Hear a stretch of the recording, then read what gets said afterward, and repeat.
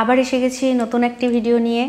আর এই ভিডিওতেও প্রেগন্যান্সি জার্নির কিছু উপকারী টিপস আপনাদেরকে জানাবো এবং এই সময়টা ঠিক কি করা উচিত কি করা উচিত নয় সব বিষয়ে আজকে একটু আলোচনা করব। সর্বপ্রথম যেটা বলার সেটা হলো এই সময় কিন্তু খুব মুড সুইং হয়। এই কোনো সময় খুব ভালো লাগে, খুব আনন্দ লাগে, আবার কিছুক্ষণ পর অকারণে রাগ হয়ে যায়, আবার কিছুক্ষণ পর কোনো কারণ ছাড়াই হয়তো আবার কান্না পেয়ে যায়। তবে এই সময় কিন্তু গর্ভস্থ শিশু মায়ের সকল অনুভূতি প্রায় বুঝতে পারে।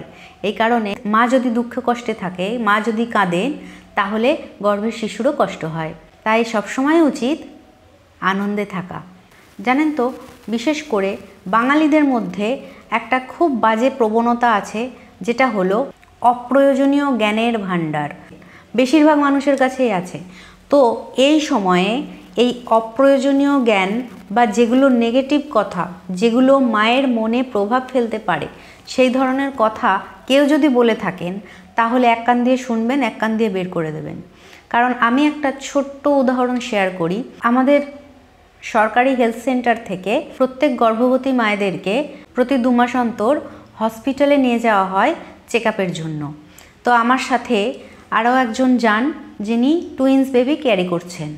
অনেক বছর পর সে গর্ভবতী হয় এবং ইউএসজি করে জানা যায় তার যমজ সন্তান হবে। যখন থেকে এটা সবাই জানতে পেরেছেন, তার আশেপাশে থাকা মানুষজন, তার বাড়ির 2-1 জন তাকে সবসময় এটা শোনায় যে তারা নাকি ন্যাচারাল পদ্ধতিতে বেবি নেয়নি, আইভিএফ পদ্ধতি বা ইঞ্জেকশনের দ্বারা বেবি নিয়েছে। এমনটা সত্য নয়। তার ন্যাচারালভাবেই টুইন্স বেবি এসেছে ভগবানের কৃপায়। যিনি সিঙ্গেল বেবি ক্যারি করছেন, তার তুলনায় যিনি টুইন্স বেবি ক্যারি করছেন, তার কষ্ট বা তার শারীরিক পরিশ্রম অনেকটাই বেশি হয়। কারণ আমি চোখের সামনে দেখেছি, আমরা একসাথেই একই টোটো করে সেখানে ডাক্তার দেখানোর জন্য যাই। তো আমার খারাপ লাগে, কষ্ট হয়, ঠিক আছে, কিন্তু যিনি টুইন্স বেবি ক্যারি করছেন তার কষ্টটা আমার চেয়ে দ্বিগুণ। সেটা চোখের সামনে দেখলে বোঝা যায়। তো যারা এমনটা দেখেও সবসময় আশেপাশে নেগেটিভ কমেন্ট করতে থাকে, এটা কিন্তু একজন গর্ভবতী মায়ের পক্ষে খুব খারাপ। তো আমরা তাকে এটাই বলি যে যে যা বলছে বলুক, কোনো কথাই কান দেবে না। কারণ তুমি যতটা ভালো থাকতে পারবে, তোমার গর্ভের সন্তানগুলিও অতই ভালো থাকবে। নেগেটিভ কথা না শোনাই ভালো। কেউ যদি জোর করে শোনাতেও চায়, এক কান দিয়ে শুনবে, এক কান দিয়ে বের করে দেবে। কারণ এই সময় দুশ্চিন্তা করাটা কিন্তু খুব খারাপ। এটা তো গেল মুড সুইংয়ের কতগুলি কারণ। এবার বলি, পর্যাপ্ত পরিমাণে জল খেতে হবে। এই সময় গর্ভের শিশুর পরিমাপ যেহেতু বৃদ্ধি পায়, এই কারণে বারবার মনে হয় বাথরুমে যেতে হবে। তার জন্য কিন্তু জল কম খেলে হবে না। ডাক্তারবাবুরা যেই পরিমাণে জল খেতে বলেন, এই সময়ে কিন্তু সেই পর্যাপ্ত পরিমাণে জল অবশ্যই খেতে হবে। বারবার বাথরুমে যেতে হচ্ছে বলে জল খাওয়া কমিয়ে দেওয়াটা উচিত নয়। তবে খাবার খেতে এই সময় ভীষণ অসুবিধা হয়। অসুবিধা বলতে, প্রথম 4 থেকে 5 মাস পর্যন্ত সব রকম খাবার আমি খেতে পারতাম না। কিছু কিছু খাবারে এত পরিমাণে গন্ধ লাগতো, মানে বমি আসতো, সেই খাবারগুলি খেতেই পারতাম না। যখন থেকে 6 মাসে পড়ে যায়, তারপর থেকে আস্তে আস্তে সেই সমস্ত খাবারগুলির প্রতিও রুচি ফিরে আসে। 6 মাসের পর থেকে মোটামুটি খাবারের বিষয়ে কোনো অনীহা ছিল না। 5 মাসের লাস্ট অবধি এমনটা হয়েছে। কিন্তু অবস্থাটা হলো 7 মাসে পড়ে যাওয়ার পর থেকেই পেট ভরে খাবার কিন্তু খাওয়া যায় না। মানে অল্প পরিমাণে খাবার খাওয়ার পর একটু জল খেলেই পেটটা পুরো ভরে যায়। তো সেক্ষেত্রে কি করতে হবে? একবারে পেট ঠেসে খাওয়া সম্ভব নয়। সেই কারণে কিছুক্ষণ গ্যাপ দিয়ে দিয়ে হলেও অল্প অল্প পরিমাণে খাবার খেতে হবে। আমাকে 2 জন প্রশ্ন করেছেন, তাদের 6 মাস চলছে আর ডাক্তারবাবু বলেছেন তাদের বাচ্চার পজিশন উল্টে আছে। বেশিরভাগ ক্ষেত্রেই দেখা যায় ওই 6 মাস 7 মাস এরকম সময়ে বাচ্চা ব্রিজ পজিশন বা উল্টে থাকে। তারপর ধীরে ধীরে 7 মাস কমপ্লিট হয়ে যাওয়ার পর বাচ্চা কিন্তু পজিশন চেঞ্জ করে। এতে চিন্তার কোনো বিষয় নেই। ধীরে ধীরে প্রসবের আগে পর্যন্ত বাচ্চা তার পজিশন চেঞ্জ করে নেয়।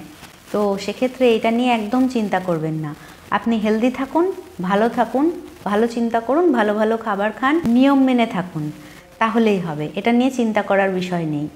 আর একজন বলেছেন তার এখন 6 মাসের শেষের দিক, তার নর্মাল ডেলিভারি হবে কি না সেই নিয়ে খুব চিন্তায় আছেন। এ বিষয়ে আমরা আগের থেকে কেউই কিছু বলতে পারি না।